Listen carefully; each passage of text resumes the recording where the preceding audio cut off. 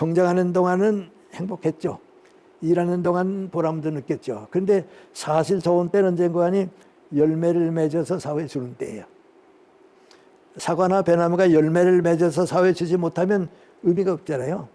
그리고 생각해보면 인생의 3단계 가운데 제일 소중한 단계는 언젠가 60 이후에 사회에 무엇인가 남기는 사람, 그 사람이 되자 말이죠. 그렇게 살아보자 그겁니다. 근데 아까 내 친구들도 얘기했습니다마는 성공한 친구들 또 사회에서 존경받는 친구들 보면 다 그렇게 살았어요. 근데 그 사람들에게 무슨 변화가 오는 거 아니 30까지 이제 교육에 대한 생각이 달라져요. 지금 이제 여러분 안 그러시길 바랍니다마는 대부분 이제 우리가 교육하게 되면 태어나서부터 90까지를 생각하진 않고요. 학교 다닐 때 얼마나 교육을 받았는가 학교 교육이 전부라고 생각을 해요. 그 나는 그런 생각을 좀 바꾸기 위해서요. 이따만큼 그렇게 얘기를 합니다. 교육을 어떻게 생각했으면 좋은가. 여기까지가 이제 인생의 백리길인데 백리를 다 가는 건데 이제 교육을 받는 단계는 어떻게 된 거 아니 이 백리길을 다 생각을 못하고서 말이죠. 어떻게 생각하냐면 초등학교 다니고 중학교 다니고 고등학교까지 다니는데 이건 이제 모든 선진 국가는 국가가 교육시켜주는 의무교육입니다. 지금도 우리 실질적으로는 그렇게 됐습니다. 앞으로 이제 법적으로 될지 모르죠. 미국 같은 데 가보면 그 재미있는데요. 흑인 애들이 공부하기 싫어하고 자꾸 공부를 안 하려고 합니다. 근데 그래도 얘들이 고등학교 졸업해야지 고등학교 졸업하지 못하면 부모가 감옥에 갑니다. 그러니까 너희 무조건 고등학교까지는 이건 나라가 교육을 시켜주니까 무조건 교육받아라 그겁니다. 그걸 마치 예를 들어 말하면 인생의 백리길인데 그 가운데 30년은 기차를 타고 오는 것 같이 나라가 교육을 시켜줍니다. 그럼 이제 고등학교를 졸업하게 되면 30리까지는 기차를 타고 왔죠. 그럼 앞으로 70리는 걸어가야 합니다. 대학을 나온 사람은 10리도 기차를 타고 가서 나머지 60리를 걸어가야 합니다. 그러니까 교육의 의미가 어디에 있냐면 인생의 백리길을 다 갈 수 있도록 이끌어주는 것이 교육입니다. 학교 교육이 30리까지고요. 사회교육이 또 30점 있고요. 그 사회교육과 더불어 내가 나를 키우는 기간이 있고요. 100리를 다 가야 합니다. 그게 이제 교육입니다. 이제 90까지를 바라보고 3단계로 살려고 하면 그렇게 생각하지 않으면 안 됩니다. 이제 그런 얘기를 내가 교육계에 있으니까 이제 오래전부터 했는데요. 몇 달 전입니다. 충청도에 무슨 가연회가 있어서 갔습니다. 가연을 다 끝내고서 혹시 질문할 거 있으면 이제 질문하라고 그랬어요. 그 가운데 한 사람인데 나이도 좀 든 사람이고요. 아주 점잖은 분인데 일어서서 손을 들어서 사회자가 말씀하세요 그랬더니 저는 교수님께 질문이 있어서 나온 건 아니고요. 감사하다는 말씀을 좀 드리고 싶어서 나왔습니다. 그래요. 말씀하세요 그랬더니 제가 고등학교 졸업하고 지금 회사에 취직을 했습니다. 취직을 해서 가만 보니까 중간 간부들은 다 대학 나온 분들이고 윗분들도 다 대학 출신들이고 자기는 고등학교 출신이기 때문에 올라가는 데 한계가 있습니다. 어디까지 올라가고 나는 끝나지 않는가 하고 이제 고민하고 다시 대학에 갈 수도 없고 고민하고 있는데 내가 방송하는 걸 들었습니다. 바로 뭘 들었는 거 아니 학교 교육 고등학교는 30리까지고 나머지 70리를 가는 사람이 행복하고 성공한다. 그 얘기를 듣고서 아 내가 공부를 해야겠다 말이죠. 그 정말 뭐 필요하다 안 하다는 생각하라고요. 검정고시 같은 것도 생겨보고 말이죠. 또 어떤 때는 이제 무슨 공부할 게 자꾸 공부했습니다.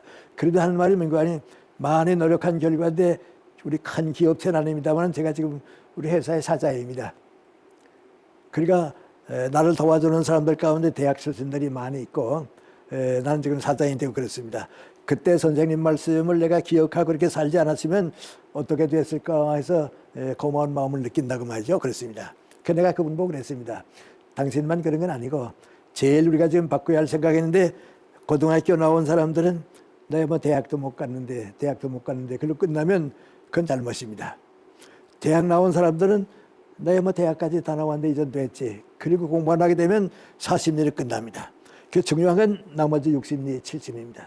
그러니까 이제 교육에 대한 생각이 완전히 달라지는 거죠. 그 생각을 여러분이 가지게 되면 늙었으니까 공부 안 해도 된다. 70이 됐으니까 이제 놀아도 된다. 그건 아닙니다. 독서도 계속하고요. 뭐든지 배우고요. 그렇습니다. 그런데 사실 그 배울 수밖에 없는 것 같아요. 난 이제 나이 좀 많은 셈인데요. 일기를 씁니다. 쓰면 이제 오늘 저녁 일기 쓰기 위해서는 작년 오늘을 어떻게 살았나, 재작년 오늘을 어떻게 살았나, 그리고 이제 오늘 일기를 쓰는데요. 그래 작년 오늘 보고 재작년 쭉 보게 되면 나 혼자 그때는 그런 실수를 내가 했구나, 이 다음에 안 해야겠다. 그때는 그런 일 때문에 내가 시간을 많이 빼앗겼는데 이제 그건 안 해야겠다 말이죠. 새로워지게 됩니다.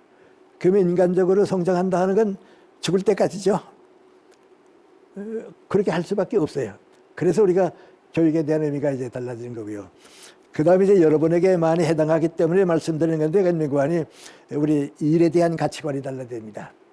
일에 대한 올바른 생각을 가진 사람하고 못 가진 사람하고는 완전히 다릅니다. 아주 쉽게 제가 세 단계를 내가 살아보니까 느낀데요. 가난할 때, 내 수입도 적고 가난하게 살 때는 돈을 벌기 위해서 일합니다. 모든 목표가 수입을 위해서 일합니다. 미안합니다만 제가 연세대학교 갔을 때 한 3, 4년 몹시 가난하게 살았습니다. 여러 가지 이유가 있어서 이제 그런데요. 그때는 뭐든지 수입입니다. 그런데 그렇게 얼마 동안 가난하기 때문에 돈과 수입을 위해 살아보니까 한계가 와요. 그 무슨 한계냐면 내가 수입을 위해서 일하는 것은요, 그 수입이 끝나게 되면 일도 끝나요. 돈을 벌기 위해서 하는 일은 그 돈을 벌게 되면 일도 끝나요. 그러니까 일을 잃어버리게 돼요. 그런데 그걸 바꿨어요. 그 바꾸게 된 중요한 계기는 민구관이 한 번 두 군데서 강연 부탁이 왔는데요. 이번 토요일 오후에 삼성그룹에서 강연을 하게 되어 있는데, 대구 지방에서 올라온 분들이 대구의 중고등학교 선생님들 위해서 강연을 와달라고 또 부탁이 왔습니다. 그런데 나는 중고등학교 선생님들이 교육자니까 글로 가고 싶은데 삼성그룹에 먼저 약속을 했으니까 갈 수가 없습니다. 그래서 내가 가고 싶긴 일로 가는데 못 가겠다고 말이죠. 왜냐하면 삼성그룹에 갔다 오면 서울에서 교통고생도 없고 강사료가 많거든요. 대구에 갔다 오게 되면 하루 종일 고생하고 강사료 얼마 안 되거든요. 근데 내가 생각해 보니까 중고등학교 선생님들 몇백 명에게 강연을 한다 하는 것은 일생 동안에 몇 번 없는 소중한 일입니다. 수입은 얼마 안 됩니다. 그래서 어떻게 할까 하다가 할 수 없어서 삼성그룹에 전화를 걸고서 내가 이런 사정이기 때문에 허락을 해주면 대구에 가고 싶다고, 좀 허락해 줬으면 좋겠다고. 그 양해가 돼서 이제 대구에 갔다 왔습니다. 수입은 주는 셈이죠. 일은 보람있는 거죠. 서울역에 이제 늦게 도착을 해가지고서 버스를 타고 집으로 오면서 생각해 보니까 이건 내가 오늘까지는 가난하게 살았기 때문에 수입과 돈을 위해서 일한 줄 알았는데 내가 오늘은 잘했다. 이제 나이도 들고 세상도 알게 됐으니까 무슨 일이 더 소중하냐, 무슨 일이 더 가치 있는 일이냐. 이제는 일을 위해서 살지 돈을 위해서 일하는 걸 좀 끝내보자 생각을 바꿨습니다. 바꾸고서 한 15년 동안 쭉 살아보니까요. 이 다음에 여러분들 느끼시게 됩니다만 나도 모르는 큰 변화가 두 가지가 왔어요. 수입을 위해서 일하는 것은 수입과 더불어 일이 끝났는데 무슨 일이 더 좋은 일이냐, 무슨 일이 더 사회에 도움이 되느냐고 일을 찾아하니까 일이 자꾸 생겨요. 일이 일을 만들어주니까요. 일을 많이 하게 돼요. 그 다음에 돈을 벌기 위해서 일할 때는 마지못해 일했거든요. 수입이 있어가지고 이랬는데요. 일을 위해서 일하니까 즐거워요, 일이. 일은 즐겁게 하고 일을 많이 하게 되니까요. 수입은 또 올라가요. 난 책을 많이 써서 하는데요. 좋은 책을 쓰게 되면요. 독자가 독자를 끌어가고 또 독자가 독자를 끌어가니까 많이 독자가 생겨요. 책이 좋지를 못할 때는요. 한 번 끝나고 말아요. 수입을 위해서 하는 건 한 번이 끝나는데 보람 있는 일은 일을 만드니까요. 내 생활도 좋아지고요. 이전 여유도 생기고요. 보람있게 됐어요. 그런데 그렇게 쭉 얼마 지나고 있는데요. 미안하면 이건 내가 경험했으니까요. 70대 후반쯤 되고 80이 되니까요. 또 달라지대요. 근데 난 이 생각을 좀 여러분들 많이 가졌으면 좋을 것 같아요. 무슨 생각이고 하니 그때까지는요. 100사람이 100가지 일을 하게 되면 일의 목적이 100인 줄 알았어요. 다 자기 일의 목적이 있잖아요. 그러니까 100사람이 100가지 일을 하게 되면 일의 목적이 100인 줄 알았는데 내가 철들어서 가만 생각해 보니까 100사람이 100가지 일을 하는 것 같아도 일의 목적은 똑같아요. 그걸 몰라서 그렇지 똑같아요. 예를 들어 말하면 그 일의 목적이 뭐냐.